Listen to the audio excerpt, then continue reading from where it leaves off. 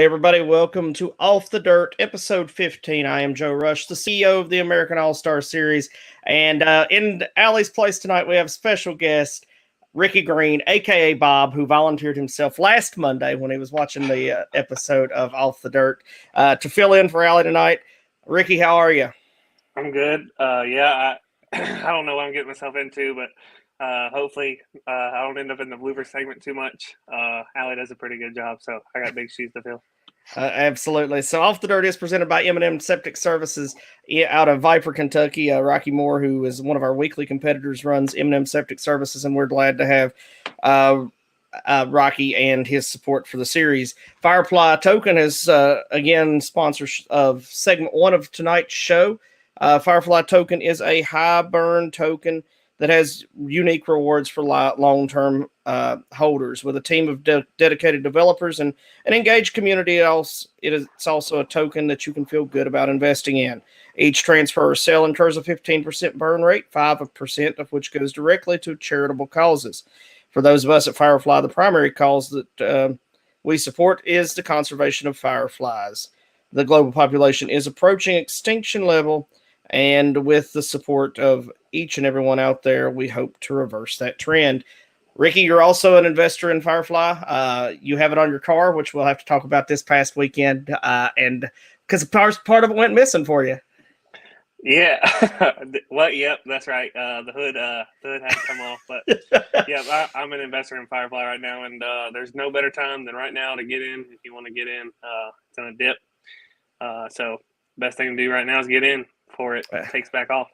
That's right. You buy in at the dip, and that's when it starts going back up. The more that comes in during a dip, it just goes straight back up. So definitely a good time to get in. Don't forget to check us out on all our social media, American All-Star Series, on Facebook. Instagram is at aas.prolatemodels. Twitch, we're American All-Star Series, or just All-Star Series. I'm still figuring out Twitch. TikTok, AAS Pro Late Models. YouTube, American All-Star Series, and Twitter at American Crate AS. Our website is crateracing.com. And how can they follow you, Ricky, if they want to reach out to you?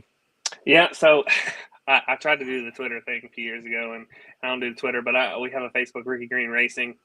I have a little Instagram, but I don't keep it updated. It's rgreen18. So I try to just stick to one. If I could find out information without having Facebook, I would probably do it, just because Facebook used to be known for funny, comical stuff. And now not so much. So I probably don't do as good a job as I should on the social side of things, but I try to keep everybody updated on what we're doing.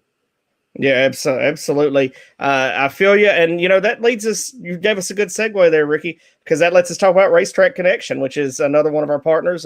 Sherman was there with us at Lake Cumberland this past weekend and has actually come on board with us through the month of October to advertise on the podcast with us for Racetrack Connection. We appreciate Sherman and all he's doing for the sport. But Racetrack Connection is a great app that you can get away from some of that stuff you were talking about on Facebook and just talk racing. So it's got a chat feature built into it.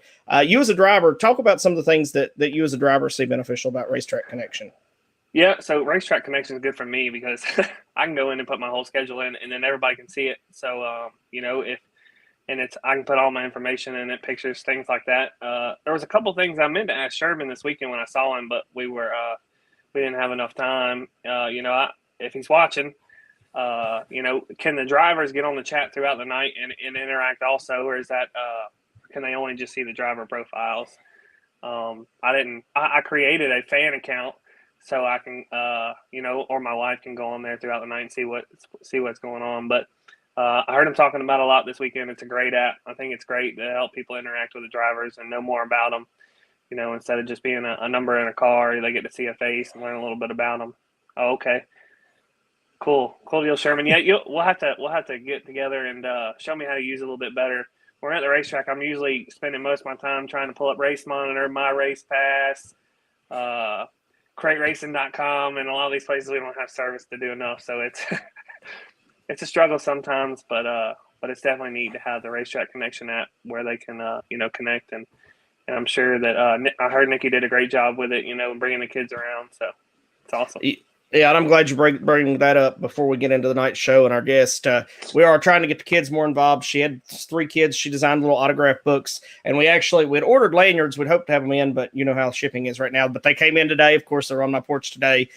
So we've got some nice lanyards made that the kids that come to the pit area will be able to put their autograph books on, and they say AS Kid on them and have our logo on them. So just another cool little thing for the kids. Ricky, without the kids being there, the sport has no future, so we've got to get them involved and be a part. Yeah, that's right, and that's what I was telling you earlier today. There was so much more kid interaction there this weekend. It was great to see. I gave out a lot of hero cards, signed a lot of stuff. Just make the books a little bit bigger because my handwriting's terrible and I need a little bit bigger space to sign. All right, so Nikki, that's one thing that we're looking at there for sure is we want to have a little bit bigger books. Ricky says we need that so to help out with that, but a couple of comments coming in. I want to get to these comments before we bring in tonight's guest. Sean Bowling's here. Sean, it's good to have you. Hello to you. Gary Cottle, flagman this weekend at Lake Cumberland, did a great job for us on the stand down there. Really, really good to work with you, Chris, as well. I mean, Gary as well. I thought you did a phenomenal job on the flag stand for us. We appreciate your help this weekend. Robert Darby, AAS super fan. Good to see. He's glad to have you on the show tonight with us as our guest host. Sherman says the driver and fan app have the same features. Just on the fan app, they can't create a bio and a schedule. So okay. I know how to get into the chat features, so we'll get that figured out. And you talking about the fan interaction, didn't you say that even though you didn't win the race, the kid that had your Frisbee came to the pits and found you anyways after the race? Yeah, the little girl came and got a picture. I felt bad, and I told her sorry she didn't get a picture of victory lane, but it was cool to that they still came and got their picture made. I really like the Frisbee deal. That's pretty awesome. That's a good thing they don't let the drivers throw them out probably because there's no telling where they would end up. But that's always awesome. We went to Livonia one time and they threw out ping pong balls. And I've seen them throw out tennis balls. So that's really cool to just get the fans involved and give them somebody to cheer for if they don't know who's out there. That's absolutely right. I like doing that. I think it's just something, the kids can take home and hang on their wall and you might become their favorite driver because they got your Frisbee. So just something cool for the kids to have. Brandon Hardgrove, owner of Lake Cumberland Speedway, said, great job this weekend. Thanks, guys. Pumped for our next races. So, Brandon, we appreciate you taking a chance on us and having a series for the first time. So we enjoyed being there. Nikki says that your tennis shoes matched your car and she'll make them bigger next time. That was a rough draft. So they're a work in progress. That's great. Yeah. Yeah. My tennis shoes did match my car. I bought them a long time ago and I was just going to use them for running, and then they just sat around. And so I started wearing them to the racetrack, but at least people can see me and maybe I won't get run over. That's right. So Sherman again said you can chat on the driver app. Kayla, I'm sorry. Can the drivers chat to each other on the app? That might not be a good thing. That's a good question. All right, so we'll let Sherman answer that. Kayla Johnson here. She does down and dirty photography. She fills in when Tara's not there for us. If Tara's ever not there, Tara doesn't miss much. But we do have Kayla there to fill in when she's not. And Kayla still hangs out some races as well. So we appreciate her and the work she does at Down and Dirty Photography. Check her out. Give her a like. We got Sean Quinn here from the West Coast Sprint Car Racing. King of Thunder Motorsports 28. Good to have you, Sean. West Side. And TJ Smith, good racing this weekend at Lake Cumberland. So a lot of people watching, tuning in. Keep the comments coming. We'll get back to you. But what do you say we bring in our guest, Ricky? You brought up a lot of good questions. I may let you all talk racer to racer and not say much during this interview tonight.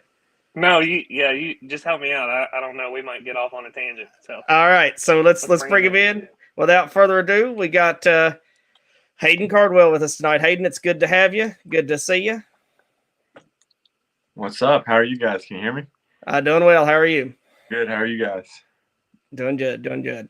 Well, I sent you some questions earlier. Ricky kind of came up with those. I'm going to let you two talk racer to racer. I'll put in a little bit here and there, but I want to hear, let's let the fans hear what you all saw and went through this weekend. Yeah, sure. I had some questions typed up, but we had some technical difficulties early before the broadcast, so I'm just going off the cuff here now. But just for starters, what have you ever been to Lake Cumberland? I have not. That's awesome, Nate. Yeah, it was my first time there too. So, what were your first impressions? Seeing it. I don't know how far of a drive it was for you, but just tell us a little bit about your first impressions. Yeah, it was. I think it ended up being about a 2.5 hour drive from the shop. We were one of the first ones there. Webb likes to get there early. We make sure just in case if something happens that we're not behind or anything. So me and a crew guy, we walked up to the racetrack, and like the front straightaway looked really really wide, but like it was actually like not that wide. Like I never got to when I got to lap traffic, it was tricky the way I had to make my ways around the cars because like it's not that wide. So the corners were tight. It was a bull ring. So I thought it was really fun. It reminded me a little bit of just Wartburg in a way, just of how hard you have to drive it. I think I never let out the gas until the feature. All night in the dash and stuff, we were just wide open. So I thought it was pretty awesome. Shout out to Brandon and everything. I know they put some new dirt down, so it was a little choppy out there, but all in all, I thought it was awesome. Yeah, when I saw a video of it and I saw some pictures of it and it was really black and I was kind of excited. And then when we first got there, I walked up there and I said, "Oh my goodness, it's not going to get dry, till later on." So, but no, I think the track was, I saw the front stretch. I was like, "Oh, it's wide," but when you get out there, it's pretty narrow. But yeah, I saw you got there early and you got probably the best spot in the house. So thanks for that. The parking there was a little sketchy. A little blooper. Whenever we were rolling through Tech, we forgot to put the axle on the left rear. So when we were still, I was like, "The thing's not going." And it was like, "Whoa, whoa, whoa," and we were like, "It's not." It was like, "Oh, it's a good thing we caught that before we go on track." Yeah, maybe you can leave one axle out next week. Yeah, hope not. So I guess everybody that's tuning in, tell us about your night. Start to finish. Everybody kind of knows you kind of swept everything. So. Yeah, started out there in hot laps. I don't know if you felt the same way. I know we talked a little bit there, Saturday night, but in hot laps, I just felt like I had, nothing. Like I felt like I was out of control, and like my car was not in the racetrack at all. I felt like I was awful, but I just think the racetrack wasn't, completely raining. Yeah, I think we still had a little slop on the racetrack since we were the first class out there. So, it came back to qualifying. I hit probably the two best laps hit all night in qualifying. I try my hardest, not to get behind in qualifying because with this deal, if you get behind qualifying, it's really hard to dig your way out of the hole, the rest of the night because we're all so close. And a track that's tight like that, it's kind of hard to gain some spots, but we were lucky enough to come away with that. And I learned from my mistakes at I-75 that first night there. I saw him pull on the dash and just kind of gave that away. Turn one, kind of looked like a rookie out there. So. It felt good to get that dash win and put us on the pole for the 45 lap main event. And there early, I felt like we were never going to get a green flag lap. We got about three laps of the beginning, and it's like caution, caution, caution. I was like, can I just get in the rhythm, And then finally we went green for a really long time there, and I finally got into a rhythm. I could see my crew guy down in the infield. He was telling me I had a decent gap, so I wasn't trying to push it too hard, but like I said, it was a little tricky in lap cars because, the air and stuff whenever I was going to the outside to try to get around like Welshin and a few guys, Logan Walls, it was it was a little weird. I almost fenced it one lap just by myself. So, lucky enough, we were able to get a good restart on the green white checkered. And, Steve Peden, congrats to him on, a great run on second. I know he came down from Indiana, so, he definitely didn't make it easy on us, but, we're lucky enough, and I'm thankful enough and humbled that I have everybody surrounding me. That gives me the best car to win every week, and to bring it home again, it feels awesome. Yeah, for sure. You definitely had a good caller. Ask him about what happened with his glasses during the feature. What happened to your glasses during the feature? So we get on the long green flag run there, and I'm starting to catch lap cars, fast lap cars.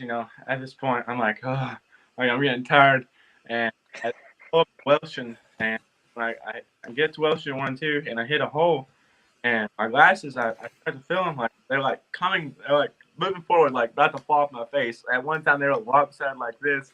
So we came back straight, and I popped the shield up and then just pushed them on real quick and then put it back down on the green. So that was stressful, but yeah. Yeah, it's things like that that people don't see. You know, when a track's rough like that, your helmet will get cocked on your head, or you got to pull it back down. It can get interesting, and there's a lot going on. You know, we're running 13 second laps, so there's not a lot of time to think around that place. But yeah, it was definitely a good, cool little racetrack. We don't have much of that around the Carolinas. So Joe tells me we're going to be on some more bull rings this year that I got to get better on my short track stuff. So hopefully that's a work in progress right now. I just felt bad because, you know, I seen the first track that you ran. I didn't know what happened, but I seen those 3 cars stop there, and I seen your nose was killed then, and I felt bad. And did you get out of the car and like look at your car down the back? I got out of the car so they wouldn't rip my radiator cap off of it, because where they hooked it up, it was starting to spit water, and so I stopped him and I moved their little toe straps back a little bit so it wouldn't tear up the radiator and jerk the neck off of it. Well, I seen that, and then we got going again, and I think they had I don't know what happened. Like probably 20, 15 laps later, the incident 3 and 4, I was just like, can this not get any worse? You know. So, you know, I hate that for y'all. You know, hopefully y'all can get it fixed quick and see it. Yeah, Joe wanted me to talk about that. We'll put that in part of the blooper segment. But another blooper that I had wrote down is tell people about your 4-wheeler after hot laps. Oh boy, yeah. So I rode on there to see the times, and I pulled up next to Ricky, and we were just both walking. We didn't really know where we were, so I went up there and looked at the times, you know, and started to head back. And I don't know if I just wasn't thinking or what I had on my mind, but the 4-wheeler's here, and you know, Joe's trailer's parked out here. I just walked straight by the 4-wheeler, started walking up the hill, and Trevor and they're like, Hayden, and they yell my name. They're like looking back. I'm like, you know what, just stop. Let me just walk back. So it was kind of embarrassing. Yeah, Hayden left his 4-wheeler, so he got about halfway back to his pit stall, and he came running back down the hill. And I knew what he was coming after when I saw him running. Yeah. Well, you know, a couple things I want to ask.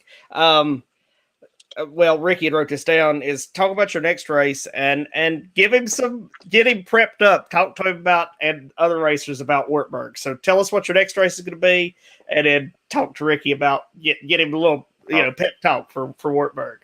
Yeah, I think our plans of now that could change is I think we plan on going to Crossville Friday night, you know, for their weekly crate race there to see if we can get some weekly points, and then go back to I-75 Saturday for a 2,500 win UCRA race to see if we can contend for another win there. But, you know, Wartburg, it's interesting, man, but I think it's one of my favorite racetracks ever. You know, you roll into that place, and, you know, there may not be too many people in the stands at first, but I've never been to Mountain Motorsports, and I know you always talk about how the Mountain Motorsports crowd there is insane. But if you look at turn 2 and all the way across turn 2 down the back trailer, there's just a big hill up, and this tier parking section is sold out, packed. The people there, they get a little wild, but the racing there is nuts. You know, it's sideways, you know, all you can get. Definitely not your driving style from what I've heard. So you're going to have to get elbows up and see what we can do there.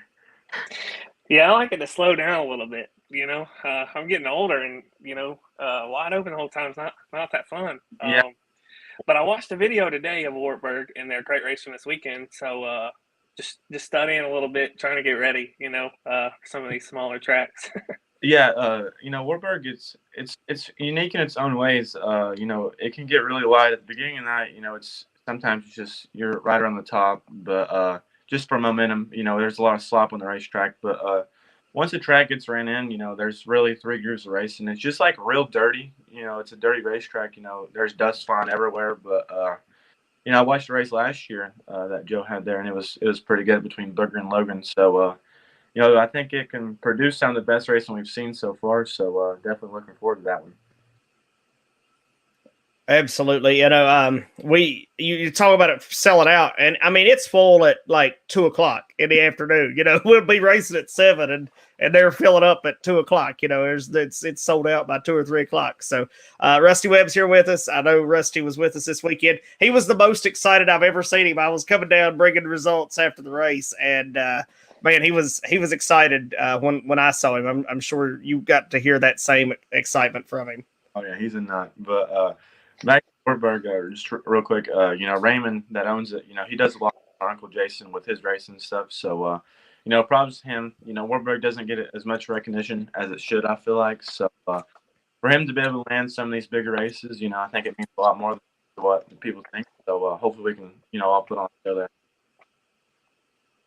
Absolutely. Well, we appreciate you coming on tonight, Hayden. It's been great. Ricky, you got anything else you want to ask him before we let him thank his sponsors? Let him go. No, I guess not. I see he's wearing a Brandon Overton shirt, but one of these days I think Brandon Overton's going to be wearing a Hayden Cardwell shirt. So you heard it here first. Yeah, I don't know about it. All right, Hayden. Who helps you and the Webb team get up and down the road? Yeah, first off, just Rusty Webb Racing. If it was for him, the money he spends on me to do what I love to do every weekend, I wouldn't be able to do what I do. So big shout out to him. Tennessee Shine, they're great company. Sometimes we have some samples if anybody wants to come try some moonshine over there. I'm sure we'll give out some. So, Bruce Performance, they came here recently. So Bruce has done a lot for me in my personal car. So awesome to have him on there. Matlock Decal Company, Matlock, he just had to put a fresh wrap after we, pretty much killed it I-75 there. So shout out to him. Crate Racing and Crate, I can't even speak right now, but Randall Harris, he builds our motors. So big shout out to him. Just so many people that makes it up and down the road. Fox Shock, Smart Tutor. He's one phone call away. He's been a big mentor to me and helping me out a lot. Randy Moon, he's pretty much our crew chief. So, he does a lot for me. If it wasn't for him, we couldn't get these cars ready. So, big shout out to him.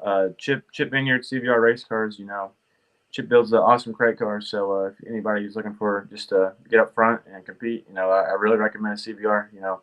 Only got a few races under my belt in it, but, it's been good so far. And, just want to shout out, All American Crate Series officials and everybody that makes it happen for us to get up and down the road and just race and do what we love. It means a lot to us. And Ricky for coming along here and filling in for Allie. So I'm really glad to be part of it. Thank y'all.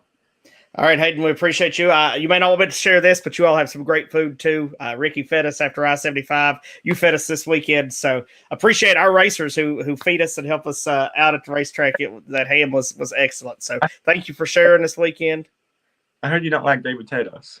I'm not a baked potato eater, so I actually shared that with after Ricky gave me two. I shared that with some of the other crew there the other night. I think Nikki might actually stole that second baked potato that I had. So, yeah, she said she got it and she said it was amazing. I was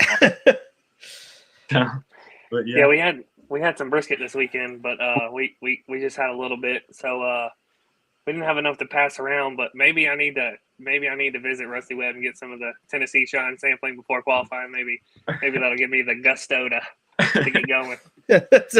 That's right. So Maida wants to move the merch booth to your trailer so she can eat with you. So you might see Maida hanging around your trailer this weekend, or a couple weekends from now. And Rusty, I'm sorry, that's un-American. I hate to let you down on that, but we'll keep giving you good races to come to. But Hayden, I appreciate you coming in tonight. Appreciate you hanging out and always the support that you guys have given us. We appreciate you and we look forward to seeing you soon. Thank y'all. Thanks, Hayden. All right, Ricky. Well, it was great to have Hayden on tonight. It was a lot of fun. This past weekend we had the first trip there to Lake Cumberland Speedway.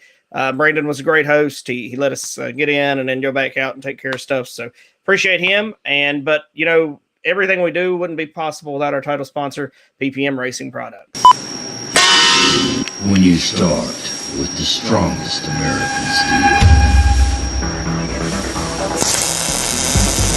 apply the smartest techniques. Let artesian quality craftsmen do the work.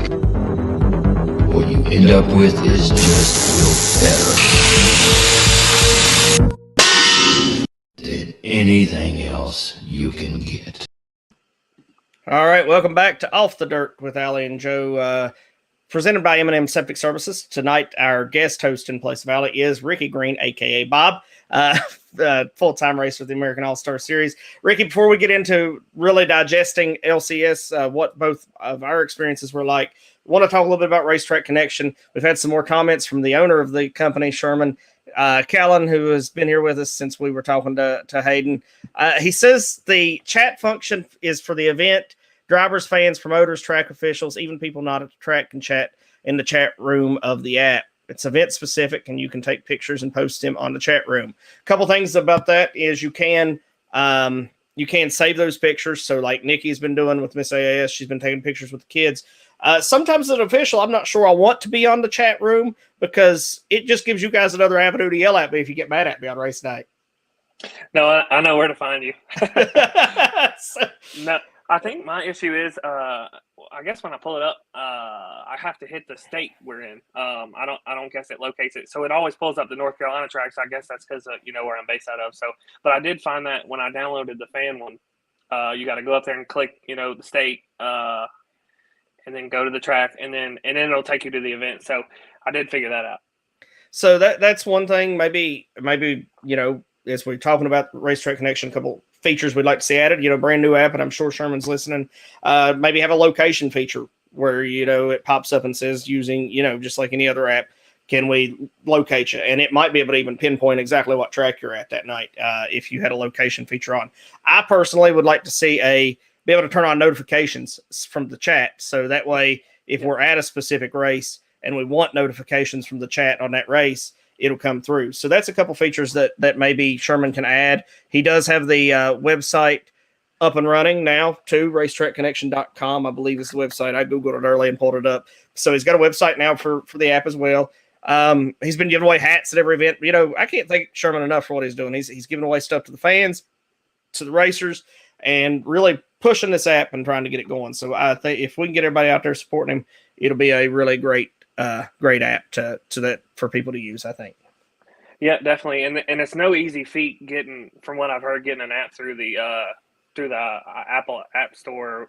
There's a lot of red tape, and I know some of the guys that were developing the dirt track, and they had a heck of a time getting through it. So I can't imagine how much time goes into developing and adding those features, and from what he's already done, it's pretty awesome. Yeah, no doubt. We're still waiting on our app for our pay-per-view stuff because it just all that red tape, and it's basically an app that's been through. So, that's something that I know is not easy at all. And he does want to add that round me location thing. So it looks like it's something that will come in the future for sure on the app. So that's awesome to see. Hayden says, thanks for having him. Look forward to seeing us on the road this year. So that was really awesome. So getting text now about the Ricky and Joe show that we have going on tonight. But, I want to talk a little bit more about Lake Cumberland Speedway. It was actually my personal first time to the track ever. I've never been just, as a spectator or as a fan or to work there. So it was my first time ever seeing the place too in person. I've looked it up. I always try, especially when we're going to a new place, pull up Google Maps and look at the overhead shot. But that was about all I had for going into this weekend. Yeah, I looked it up and looked up some of the races, but I looked up our trip there, and we worked all night in the shop all night the night before in the shop. So we left kind of early to kind of make good time, and I drove past the gorge, and there was a rest area there right past Newport, and we stopped there, and me and Ashley switched, and I don't even remember getting back in the car, and I went to sleep, and then I woke up, and we had just gotten off 75 at our exit at a Pilot, and you would have thought it was a Walmart because it was so freaking busy. But and then the road really wasn't too bad to take us there. But yeah, it's my first time there, and look forward to going back. I know they'll get there. They had some new dirt on it, and I know they'll get some of that issue, the smoothness issue, which I know it rained too, and I know that plays a big factor, and that's hard to account for really. And you could see the infield; it was treacherous. I took me, Luke, and Ashley rode on the 4-wheeler down there before the race, and it's not a 4-wheel drive 4-wheeler. We almost got stuck, so I know how much rain they got, and for them to even have the surface like they did, and it came around the feature is pretty good. Yeah, absolutely. The drive-in, it's actually one of the further treks for me, probably other than Crossville. Crossville's probably the furthest track we go to from me, and unless we go to Tri-County at Ray Cook's place, and that place just takes forever to get to, no matter where you go from. But the drive there, even though it's a further trip, it's not a bad drive for us, and I don't think it was for you either.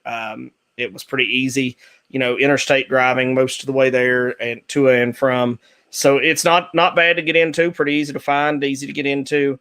Sherman did say, as we go into the event, I think with all the mud, one thing you mentioned is that took up some of the parking in the infield, which made the outfield a little crowded there for us. But, hopefully the next time we go, it'll be beautiful weather leading into the weekend. So I didn't realize how much it had rained. We went and stayed on Friday night so that way we'd get up early and Saturday and be there. And when we got there on Friday night, we stayed at an Airbnb, which you introduced me to, which I really appreciate, saving me a lot of money already this season. But when we got there, it wasn't raining, and we got in and got everything out. And when we got up on Saturday morning, it was beautiful. But when I pulled out with the trailer, water just came flying off the back of it, and just puddled a whole river. So I know it rained a lot on Friday night into Saturday between when we got there and when we went to sleep and got up. So I know Brandon worked hard on that, but Sherman said it looked a little greasy for the first practice group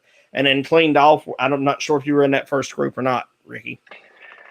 No, I qualified late, so I went out late in hot laps. I try to balance it out. If I'm going to qualify early, I try to go out early so that way we have enough time, and give some of those other guys that are going to go out early and qualifying, if they want to go out first, just to try to let everybody get, the right amount of time to get their cars back going, turn around in case they need to do something for qualifying.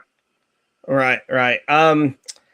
I think that's smart. I don't make you come out in order, but you obviously have the right thought process there. Some guys are first up and qualified and hot lap last, and they don't give themselves any times, but that's on them, the way I see it. So Sherman does say that Brandon and his team did a great job preparing Ponderosa on Friday night. They had a little rain delay on Friday night at Ponderosa. I know they ran a big super show and a smaller crate show. And then at Lake Cumberland on Saturday, I think especially with the new dirt, I always worry, we watched Volusia during the winter. I'm sure you did too. And it was awful. I mean, it was just awful. You hate to say that, but it was. And, for the amount of new dirt and stuff that he put down, I think the track was pretty good, especially with all the rain that he got. Yeah, it was pretty good. It got smoother, I think, as the night went on and the track widened out. So, it kept moisture. It didn't really blow a lot of dust. It didn't really throw a lot of mud. So it's probably a pretty good show for the fans. They'll just have to pick that time and loop back up again, so we don't have to go out for qualifying a bunch of times. But yeah, I know that's something that you don't think about. I guess when you're adding new dirt, loop gets lower, but all you had to do was give me a transponder, and I could have held it where I needed to in the car. We'll try that next time. Yeah, that'll work out great, I'm sure. So, one thing as far as the race itself goes, we went caution free during all our heats and our dash, so that was pretty awesome driving. Shows the quality of racers we have, I think. And we did have several in the feature, but the feature itself behind Hayden kind of stuck up the show, made it good for Rusty and him. But behind Hayden, the racing was phenomenal. I mean, those guys from probably 2nd through 8th, about Steve back to Greg Martinish, Trevor Seiss. I mean, those guys really got elbows up and swapped positions a good bit during the event. Yeah, I think that's why there was a number of wrecks. I mean, you usually don't see that with the American All-Star Series. It's just because the track's so tight and everybody's trying to get all they can get. It's so important in crate racing to get all you can get on the restarts and initial starts, and it gets narrow. And there was a lot of side-by-side racing. I mean, the 6 laps that I was out there with a capable car. It was 2x2 the whole time. So you get one guy that gets out of shape a little bit, and it's hard for everybody to check up. And I think that's what happened to me. It's just a accordion effect, and I got the bad end of it. Yeah, absolutely. Sherman says the race is on YouTube. Of course, it's on AmericanAllStars.tv as well if you're a subscriber.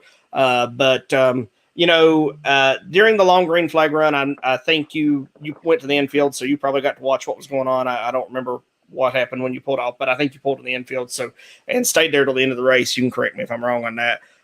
But, toward the end of the race, I think Hornsby had got by Peden, and Peden was in third, and then they swapped back at some point, and Zach Seiss found the high side with probably the last 15 laps to go. And I know when he found it, he was running like seventh. He was behind Greg Martin. And I just started seeing him work his way up through the field. And by the time it was all said and done, he worked up and finished third. So that tells you how much racing was going on back through the field. Yeah, when you're not in the race anymore, you sometimes you don't watch.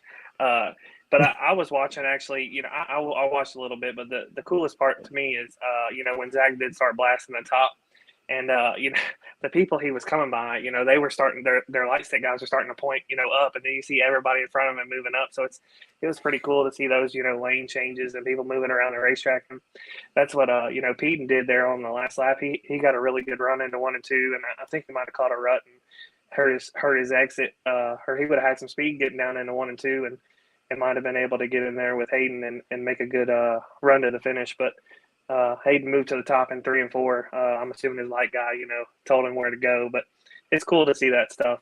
And behind him, yeah, it was a pretty good race 2x2. He stunk up the show. Was there something we need to do to, maybe leave an axle out or some way to penalize him a little bit? Maybe you can hand clock him in qualifying next time. If we have to, if he keeps winning, we might have to put a bounty on him and move him back through the field to chase that bounty. I'm sure Rusty would love us doing that. Maida's tried to sell some shirts for us. She said we have the 2022 shirts now, so maybe it's time for you to upgrade. Well, maybe I can get, since I'm on the show, maybe I can get some swag. It's I got had to get this one at the car show. Joe said was pouty and made me buy it, and a hoodie. I love my hoodie and a hat, and so I got some swag. It was this year. I can't help that Joe didn't replenish his stock quick enough. Yeah, well, actually, those were new for the car show. So, but these have Logan Roberson on them. I don't know if you have any rivalry there, what one with Logan on it or not. But that's who's on the 2022 gear. No, I like Thug Nasty. Luke's always had his car. Luke loves number 7. So I have Logan on Snapchat, and we talk back and forth sometimes. And I saw where he had some wins this weekend and ran good. So it's good to see, other guys that usually run the series go out and run these other series and run good as well. Yeah, absolutely. Steve, I appreciate the kind words. Keep coming further north. Ricky, I think Ricky south. Wants us to come further south.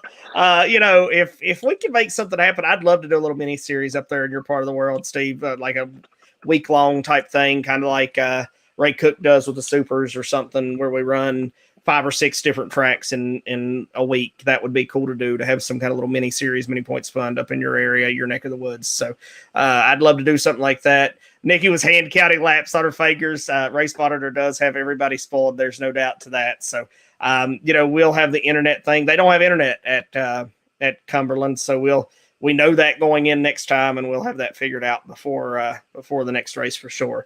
Couldn't get my hotspot to connect either. It said I had good service, but we couldn't get it to connect. So there.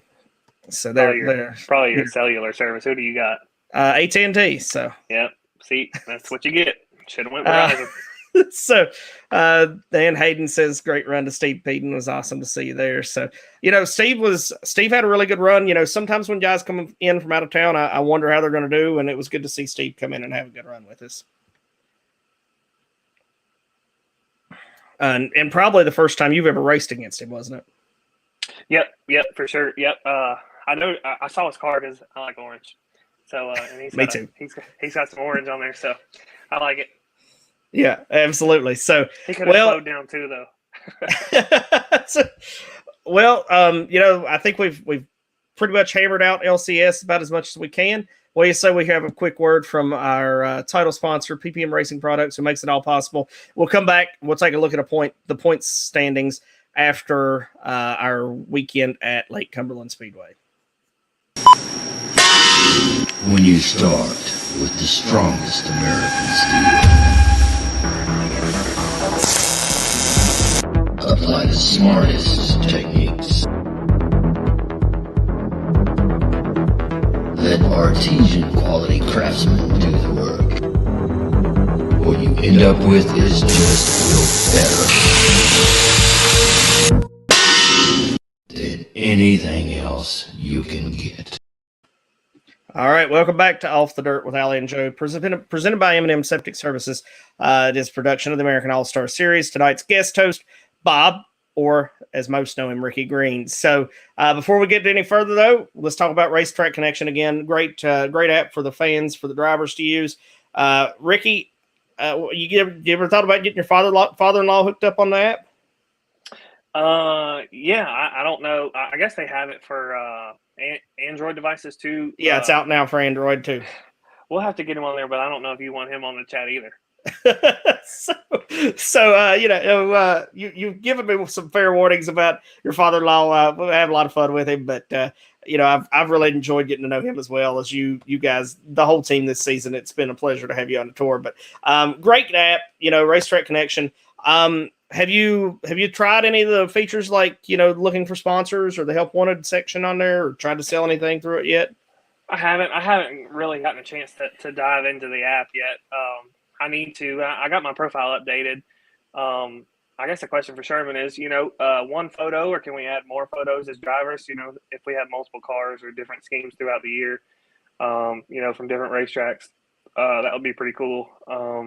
I need to get into the other features. I see there's a buy, sell, and trade kind of deal on there, but I'm sure as more as it grows, I think he said, or maybe I was saw somewhere where he had 70 people sign up at Ponderosa Friday night, I think it was. So definitely growing. It's good. It's a great app. It gets people off of the Facebook and other things like that. It's, anything to promote dirt racing is great for our sport, Yeah, one thing I really like about it is you can do a little trash talk on there, but it's kind of like Snapchat in the fact that the conversations go away after the fact. So if you get on there, you get a little hot, a little heated, do a little trash talk, it does go away, and it's all forgotten, on Monday, just like it should be with a race weekend. So the chat feature, how long do the chats stay up there? That's a good question for Sherman. I know it stays through the event. He probably has to go in and put the event has concluded or something. I'm guessing is something on the backside they do to close all that out after each event's concluded. So great question, Sherman, if you're still with us. If you'll answer that, we'll talk about that as we go through the show. Kobe Gallian's here. He made his first, attempted to make his first start of the season. Unfortunately, missed the show. Just missed it by just a couple spots in the B main. It was a stacked field of cars this weekend, Ricky. One thing that's for sure, when you race with us, there's definitely no shortage for competition. No, that's what it's just tough to make the show, and it's especially if some of these places we've never been to. That's what I told you early in the week. That I saw a lot of Kentucky guys going to be there, and I knew they were going to be tough. And just the AES has a bunch of great racers. You see Hayden; he can go anywhere. Around Tennessee, Kentucky, wherever he goes and wins.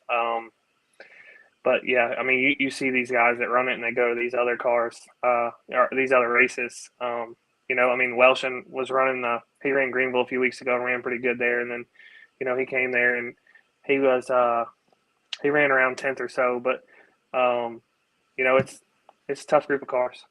Yeah, absolutely. A lot of fun to race with these guys too. I think most people treat each other with respect out there on the track for most of the night. I know every once in a while stuff happens and things people get into each other, but I think that when it does, it's definitely not an intentional thing. Sometimes it's just a racing deal, and we move on, and unfortunately, that happened with several of our competitors this past weekend. Yeah, there's too much money in these things, for anybody to do it intentionally. Everybody's racing hard. Everybody's there really to have fun. None of us are making money at it. That's right. It's really just for the love, for the fun of it, and put on a good show for the fans. See some of these newer tracks. I think it'll be a lot of fun this year. I'm sure you're ready to get to Smokies and the widths of the world. But Wartburg, we had a big one there last year. I think we had about a 10 to 14 car pile up. I can't remember how many cars were in it. So you want to make sure that you're either in front of that one or so far behind you miss it, I think. So, it was a lot of good cars got tore up in that wreck last year. But Wartburg's always exciting. It's side by side, lots of good racing. Yeah, usually I'm the one right there in the middle where it all happens. So I don't know how I need to get out of that action. Yeah. But I don't want to go any further back, So we'll see. Definitely took some good swings at the car this week. Barry and Lance, we've been talking with them, trying to get a better balance for me. Help me out a little bit and get it to where we can go some of these places and start out ahead and not have to fight it. That's right. Hayden is right. Tyler Price did flip that night. So a scary moment for sure. I always hate to see somebody go over, but it was a slow flip. It was one of those like slow motion type flips when it happened. So, but I can't wait to get there. Raymond Shepard, you're going to love him and his wife, Libby. They're great people. Another great set of track promoters that we get to be involved with. But, looking at the points right now, I think everybody knows who our points leader is, with it being Hayden Cardwell. He's kind of stinking the points up right now so far this season. But behind him, you got the brothers Seiss. Zach's in second. Got ahead of Trevor by 4 points this weekend. He was behind Trevor going into the weekend. So those two, it seems like they've been right together on the track so far this season. Yeah, and where there's one, there's the other, right? They run really good, and you find that out, and we saw it this weekend. Where's one is the other, and that's pretty cool. See those brothers racing hard. That's right. Zach has talked to me about. He and I've talked the past couple of weeks about he's got to do better in qualifying. He said because at the end of the night, he's always coming toward the front. He said if we had 10 more laps Saturday, he felt like he could have had a shot at it. But, qualifying is a big part. We heard Hayden talk about it earlier, but he feels like if he could do better in qualifying, he really feels like that he could, be a threat to win these races. Yeah, and that's my struggle. I'm notorious for qualifying bad. You can ask my father, my father-in-law, my wife. They always give me a hard time about qualifying. I don't know what it is. I just have a hard time just, I try to get one good lap and then one wide open lap, and usually I mess up both laps, either going too, not hard enough or too hard. So we'll find that balance hopefully one of these days. That's right. That's right. So Miss AS, before we move on, looking down through the points, Nikki Moon says that she appreciates the drivers and the great attitudes that they had with her and Allie through the interviews and pictures this weekend. Dalton Brown was really excited for his ATC bolt kit. So you haven't picked one of those up yet this year, have you, Ricky? I'd love to stay out of the B-mains. I'm sure the bolt kits are nice, but I'd love to stay out of the B-mains. Yeah, that's right. So my wife Jessie's watching tonight and says that Dalton Brown has the best fire suit. I'm not sure if you got to see the video of Dalton, but he's got like the tuxedo looking one that has the tie on it. So it is a pretty cool fire suit. Another comment from Sherman about the app is it's for the fans to get to know the racers that are on the track, identify you by a picture of you and one of you set of the side beside your car. So he really thinks, a good picture of you beside your car, and you talked about multiple cars. That was something that he and I worked on a little bit when we put the slot car track in there to play with and try it. And we weren't able to register with multiple classes when we were there. So that's something that I'm sure he's working on as well. But everybody has Facebook and the other apps, and he doesn't want to try to compare or compete with them, but to compliment them. So that's great. You talk to somebody on there, you meet, you go add them on Facebook as a friend. So that those options are there. But Trevor's another driver. He is kind of feels like Zach, better qualifying. We'll have him there. He did fade a little bit at the end of the other night. I don't know if he burnt the tires up trying to get up front. But I noticed that he was running about third, and he fell to, I think, 8th at the end of the night. So that's what allowed Zach to jump him into points. For sure, Rusty Ballinger's moved up to 4th, and then the one that you mentioned, Jason Welsh, now sits 5th. That's anytime you see Jason Welsh in the field and in the points, that's one that you've got to beat. Yeah, he's always tough. He's got a bunch of experience. He's going to be good no matter where he goes. And that's who I was actually watching. When the first set of hot laps went out, just watching him and how he was charging the corner and where he's running out on the racetrack, because he knows where to be at. Yeah, absolutely, no doubt. He's got tons of experience in super late and crate late model competition as well. Bradley Llewellyn currently since 6th. Bradley ended his night early the other night. I think he kind of got out of dodge. He saw the accidents happen. I think he did do a little bit of damage maybe, but I think he saw that the wrecks were happening and he decided to just call it a night early. Yeah, it's probably not a bad idea. Sometimes you just cut your losses. Yeah, that's right. So William Blankenship, strong. I think he finished 5th on Saturday. And the way that his season started at I-75, he needed a good strong run. So he now sits 7th in the points, and I think that positivity, a good run like that, will help boost his confidence. I don't know if you've got to talk to William. He's kind of gold on social media, but a good strong run. He found the bottom, and it seemed like he stuck to it. Even when everybody else moved to the high side, he stuck to the bottom and ran it to 5th on Saturday night. Yeah, we parked next to them at I-75 and this past weekend, and great people. His dad was. They said they're gonna start parking next to us, and we're gonna share food every week. And he said they brought a pack of Lance crackers, and I said, "Well, dang, that's the same thing we brought." He said, "I don't know. I see some buns in there on the table." So very observative, about the food that's around him. We usually do bring enough to feed a bunch of people, but going all the way out there for a run and gun, we didn't take much. Right.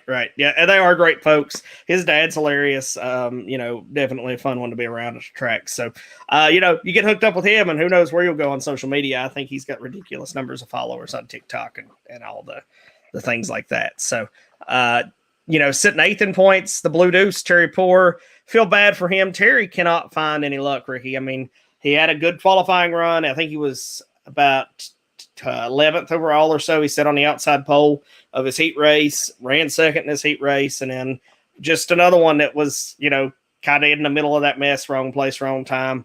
I think somebody got loose, and he had nowhere to go. Yep. I think I heard his horn the other night. I think that was him. I heard a train horn or a truck horn down there, and I said, "Oh, there's Terry. Put it in reverse, Terry." That's right. I absolutely have no doubt that was Terry when I started hearing that. I think I was up working in the general admission area doing something at that point in time, and I have no doubt that was Terry that was putting it off. So thankfully, I wasn't too close to him at that point. I thought it was like the 5-minute horn. Lucas Oil and the World Outlaws has their 5-minute horn, but I think it was just Terry. Yeah, it's good to be Terry. It'd be good to have, though. We could put Terry in charge of the 5-minute horn, blast it off and let everybody know to start getting ready and, get up to the grid. That's right. So hopefully he's on time when he does that. It might be, he might blast it off and it'd be, an hour before hot laps just to try to get everybody to hurry up and get down there. So yeah, you'll have to give Allie to give him the cue, when to do it. So, but no, I heard that this weekend. It seems like those guys have a lot of fun too at the racetrack. So. That's right. Logan Walls he's somebody I didn't know before this season. Came and joined us at I-75. Made us says Chris wants a horn to have for when he's riding around getting you all lined up, but he probably needs one. Logan Walls is a driver I didn't know much about before this season. I'd never met him before the first race at I-75. He come out at I-75 and he was the slowest car overall all night long. I felt so bad for him, but then he was in the dash second night at I-75. He did it again this past weekend at Lake Cumberland. Definitely impressed with him. What have you seen racing with him on the track so far this season? Yeah, and that whole deal just goes to show you how humbling the sport can be. One night you can be outhouse, the next night you can be in the penthouse. It's tough, and if you work on your car, and it can show you. There were some guys in I-75 who were in the dash first night, second night. They were about there in the B main. Back of a heat race, so it can definitely change. I think I ran Logan off the racetrack at I-75 one time. Sorry about that, Logan. Didn't know you were there. Maybe Joel let us have some mirrors. But seems like a pretty good kid. We're having fun over in the chat while we're talking about points. Jesse says she has horns, and Tara says need one of those old timer Ooga horns. So Tara and I were discussing today how we didn't know much about TikTok, and it was kind of making us feel old that. That's the big thing everybody's using, and we're not really up on it. So, that's for sure. And then, got to round out the top 10. Dylan Brown used his hardship and sits 10th, tied with our guest host tonight, the man, Ricky Green. So, Ricky, we're going to talk more about it in the blooper section, but if you hadn't come out and finished the race, ran some more laps, you'd be sitting 11th and not tied for 10th right now. Yeah, I guess so. I hate the points race. But sometimes you gotta do what you gotta do, and to me, sometimes when you tore up so much, you can only, it's better just, you know what you tore up. Don't try to go back out and make it worse. But we went back out, so we didn't give up. We gave her they were calling. I don't have my phone on me, but they said they were. There you go, Sherman. Thank you, buddy. They were calling me and texting me and Randy and, saying, you haven't lost a lap yet if you can get it fixed. And I didn't know how bad it was. I couldn't steer it on the racetrack, so they pulled me off. So we got back up there and assessed it. I was putting my stuff up, and we'll talk more about that in the blues. We'll save that.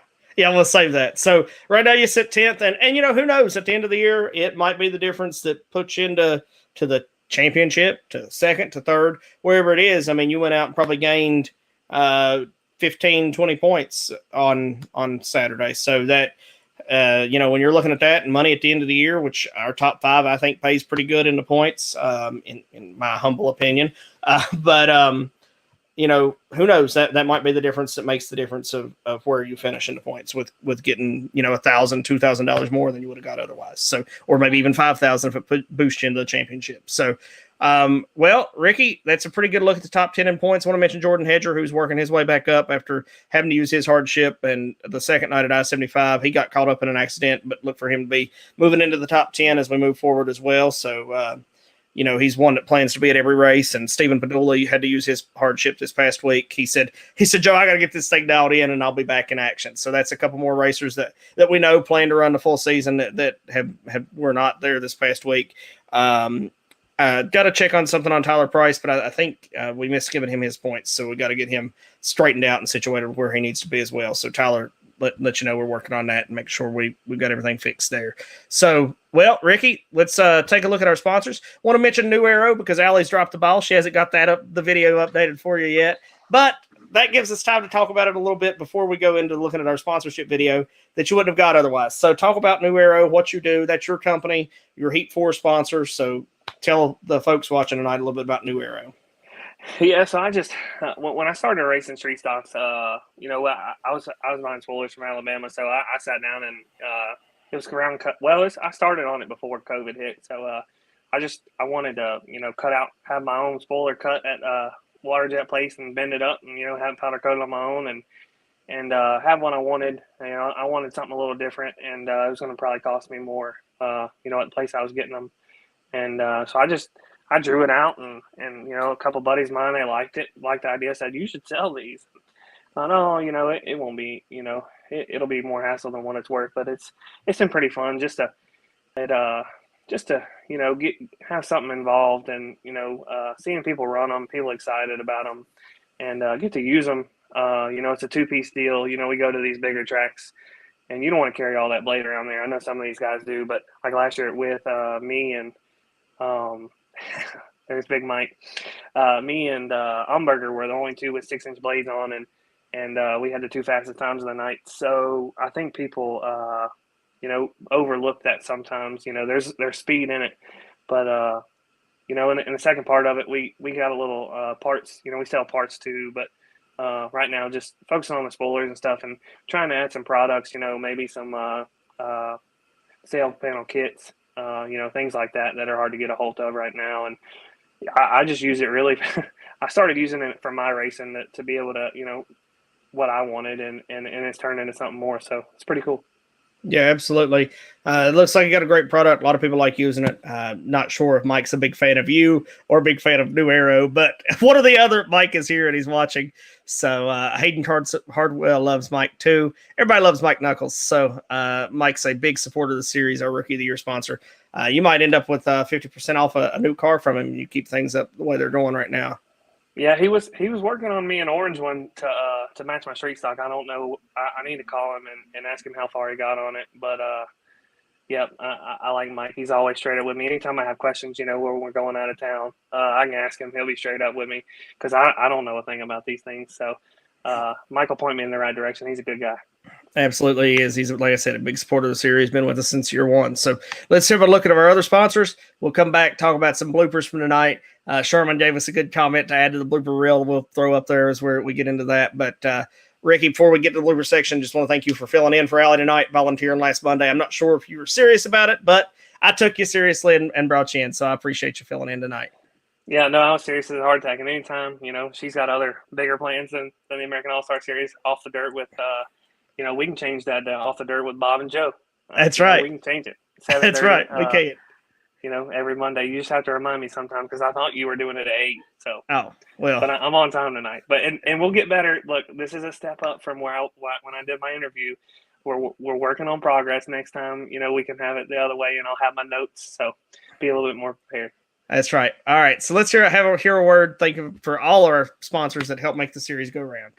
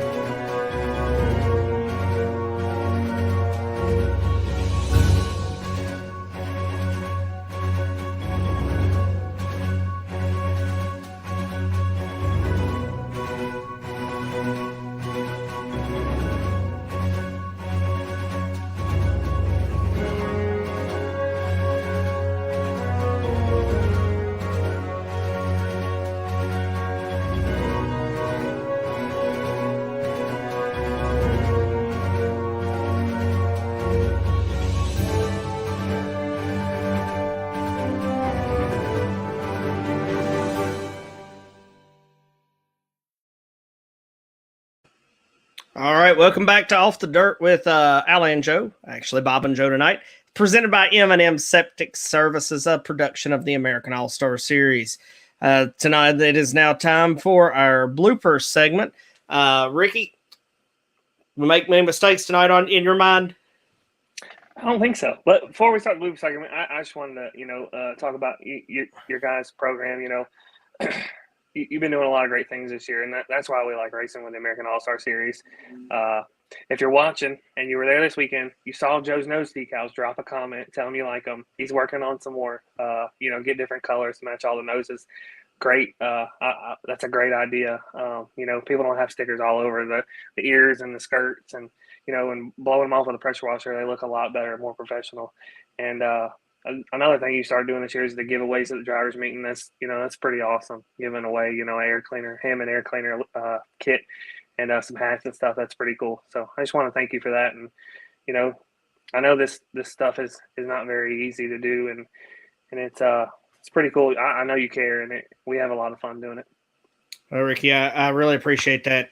Definitely put a lot of hours in, a lot of things people don't see that don't know what we're doing, and a lot of money spent. We're not getting rich off of this. If I didn't teach, I couldn't do it. I have a full-time job, and my wife has a full-time job. But racing's my passion. We love it, and I hope that comes through, and you see that at our events and the things that we do. So I appreciate that, Ricky, and really grateful for the kind words.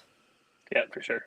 All right, now so to the bloopers. Now to the funny that's right. stuff. Let's have some fun. Well, Rusty does say he needs a purple air cleaner, so he's running my blue one right now because he's the points leader. So, he's fixing to get a yellow spoiler. Sorry, Jimmy. Yeah, that's right. You got a yellow spoiler on Rusty, the way. sorry, Rusty. The yellow spoiler is on the way. You'll have that for Wartburg, to bolt on there to signify PPM yellow to signify that you're the points leader. Appreciate New Arrow taking care of that. We had that lined up, and then person that was lined up to do it disappeared. So appreciate you stepping up and doing that for us, Ricky. So Sherman says you haven't dropped out 2 or 3 times like Allie usually does. So hey, I'm not gonna say anything. Fingers crossed. We're doing great, Sherman. Let's not jinx it. He needs 6-inch also. 6-inch. Yep. It'll be the same thing. Yep. I got Okay. You know what he needs. All right. I got some extras, but I think Hayden's pretty good at not knocking them off. So, oh, he loves yellow too. Well, that's good. That's great. So Josh Patch is here with us. He flagged for us at I-75. Appreciated him doing that. He says Wartburg's super fun track. It is. I mean, guys go in the infield and run over the Uke tires and everything there to pass people. So I'm not good with tires, so that's not good. I think the most dangerous thing you can have on a racetrack is tires. Although this weekend, I would have much rather bounced off a tire than bounce off that wall. So if Brandon's still on here, you can take that half a wall off of turn 2 out. Just put a tire. Just take it out. I would have much rather just don't put concrete in them. Magnolia in Mississippi, they got concrete in their tires. I hit it; it hurts too. So just put a tire there. So you would prefer or a berm. Any track or future track owner that might be watching tonight that has been considering putting a wall on the inside, you would say keep the Uke tires, no walls. Walls are dangerous.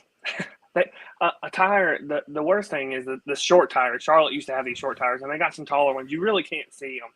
And people gave me a hard time about hitting them. But you can see the ones in Magnolia. They are just – you can't just scrub it, though, because they got concrete in them. They hurt. So – a big Uke tire. I saw a picture of today floating around of Ashton Winger. I don't know if he hit the tire or a berm this weekend, but it destroyed his car. It did. You know, a little berm would suffice. Walls hurt. A berm before the wall, like at With. You know, they put a little dirt there, and when my car shut off after I won it With, I just rolled into the berm. Didn't hit the wall. Didn't hurt anything. Backed up out of the dirt. Had dirt on the nose, and but it didn't hurt anything. So. That wall hurts at Lake Cumberland. So berm, then Uke tires okay too. Would you rather have berm and wall or berm than a tire? Berm than a tire. Okay. At least you have with a tire, you got some openings. You can miss it. You know, you got a better shot. That wall, you know, it doesn't move. There's no bounce to it. Any very soon to be future track owners watching tonight that is considering that, that's your advice to him. So. I will. I know everybody has their own opinions. But. Even if he's not here, I'll pass that along. So, I'll make sure that the person I'm thinking of is here. So, Nikki says that her and Hayden have been talking to Webb about not having an alias there on his Facebook. Tara says the berm at Withful is painful for some of us. Sounds like a bad fall down in, or did she? We need more backstory there, Tara. That's right. We need some backstory. So, as we wait on Tara's backstory, you did hit the wall this weekend, and you were ready to load up and go home early. Yeah, so we got to run in there, and I started 17th, and I picked up 4 or 5 positions, and we had a pretty good car. We worked on it and got it a little bit better in the rough stuff, and just cruising along the bottom, and they stacked up in front of me, and I couldn't get on it. And when you're down on the right front, I hit Rusty's left rear quarter panel, and it just pitched me around right into the wall, and I think I would have been okay. And then and when it did, it spun me around, and the guy behind me had nowhere to go, and I got hit nose to nose. And when I spun around, I tried to crank it up, it wouldn't turn, so I had him pick it up on the hook. And I told him to just take it outside, so I could start working on it. We could load up and go home. And I got up there, and I was taking my stuff off, and I knew it was pretty messed up. The guys that parked next to us, they helped me get it in because the tractor backed me in instead of pulling me in. So we had to get it turned around. The guy held the bumper for me. So, and I looked down the hill, and here comes my father-in-law running. I'm like, oh, okay, he's ready to load up too. Nope. He starts pulling stuff off, and the tractor had the strap on my radiator cap, so it blew all the water out of it. So he starts working on the car, and I put water in it, and we drilled the ear off of it. Once we got the ear and the fender off, we got to the T-bar and pulled it up. And my father-in-law said, "There's nothing wrong with it. Go back out there. You ain't lost a lap yet."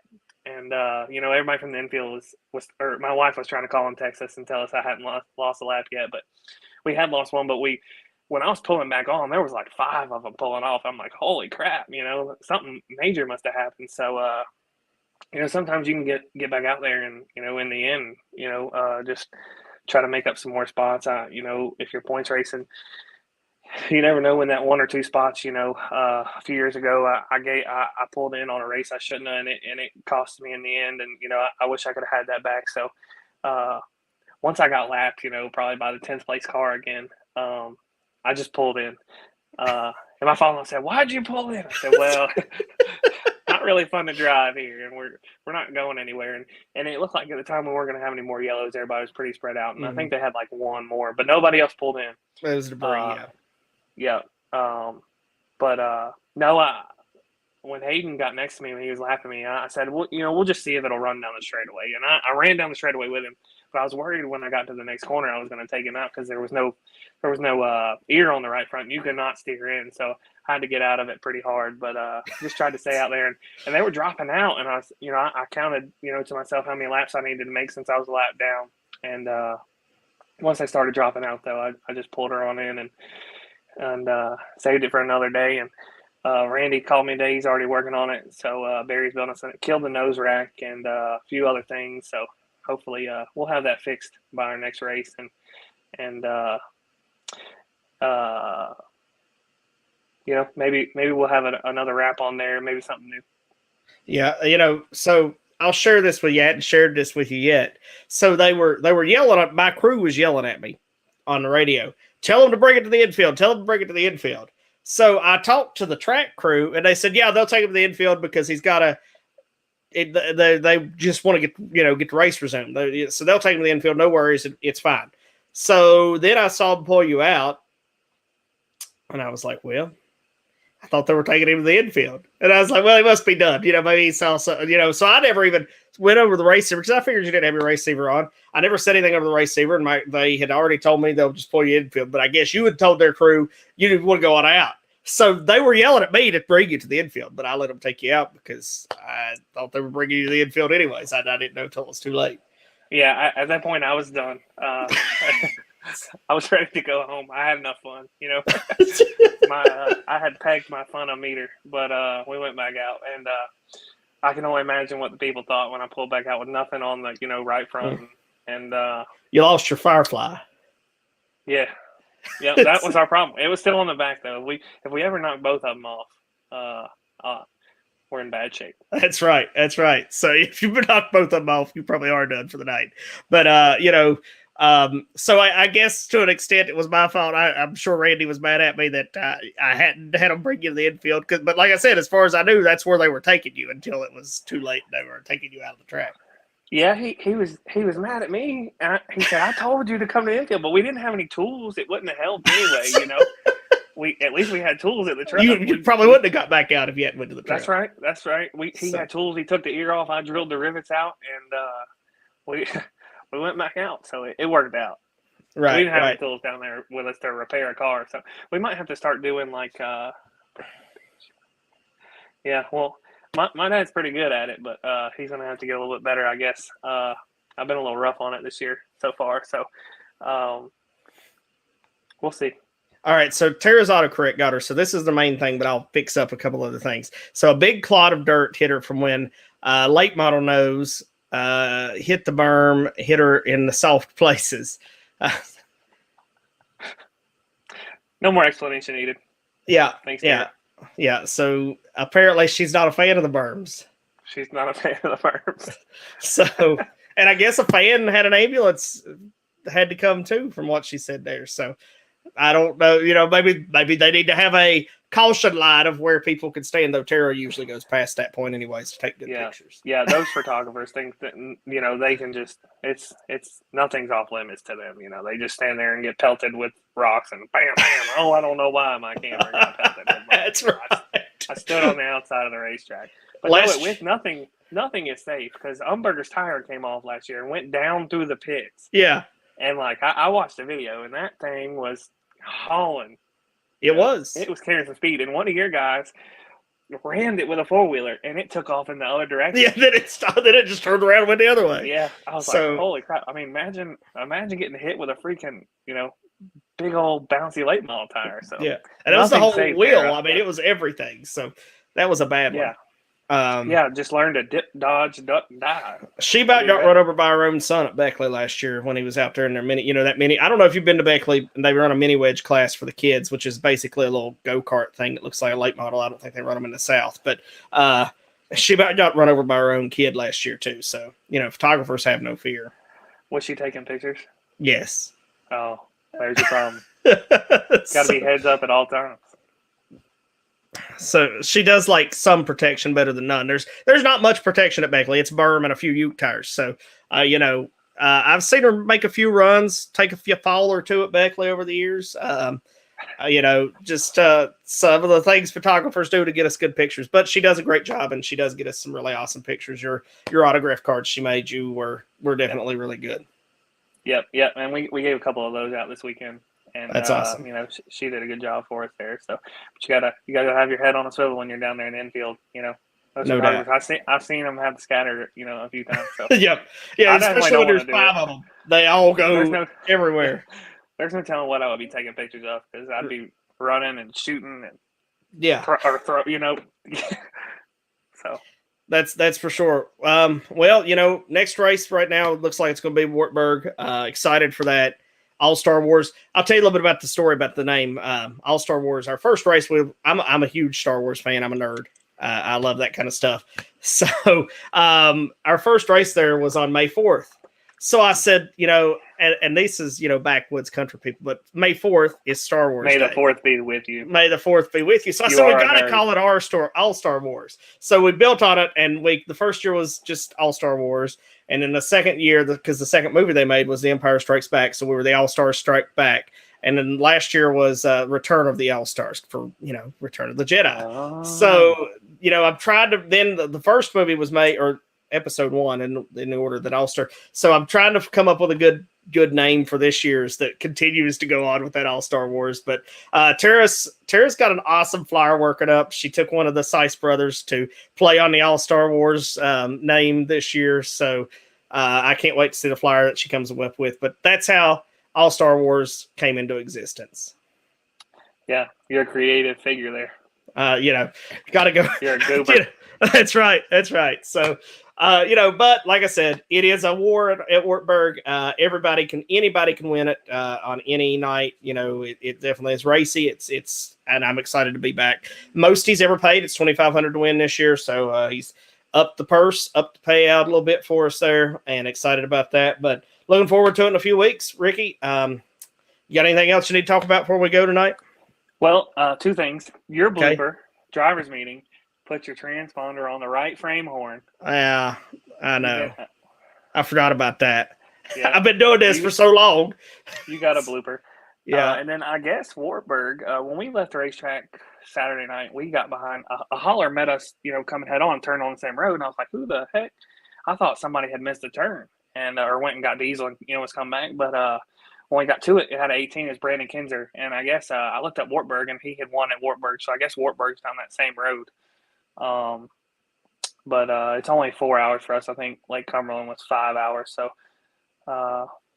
look forward to going there. I watched the video last night. Like I said, the poor leader got took out by a lap car. The guy's name was Richard Green, and he drives 18. I think that's what you asked me last year. Yeah. Last year, I thought you had went to the show there the night before our 10K at Smoky, because I'd put up a bonus for the highest finishing crate, and I saw in that race, because it was a steel block race, I think, and I saw that there was a Ricky Green, number 18, that had run that night, and I thought, so I even asked you about it the next day at Smoky, so maybe you'll get to meet the other Ricky Green in a few weeks. Yeah, I thought you were crazy. Yeah, so he exists, and he is number 18. Yeah, that's true. Yeah, so that's right. Looking forward to that one. Sherman said it was a great show. We appreciated you being on tonight, Sherman, and all the comments, the feedback you give us. Everybody that comments and feedback, we appreciate you guys. Ricky, I appreciate you filling in, and I hope you enjoyed doing the show with us tonight. Yeah, I had a lot of fun. Anytime Allie and her tiny Mike can't be here, I'd love to fill in, and I'd love to be back. And hopefully it's somebody different, than interviewing Hayden. Great kid, but he needs to slow down a little bit. He's stinking up the show. He's going to be on every one of the Off the Dirts. We're not going to name it Off the Dirt we'll just name it Off the Dirt with Joe and co-host. Yeah. I might take Allie's spot here. This is a pretty good hit. That's right. So, next time you could be interviewing yourself if you pick up the win. So that could be entertaining as well. Yeah, that would go good. If you're going to be the co-host.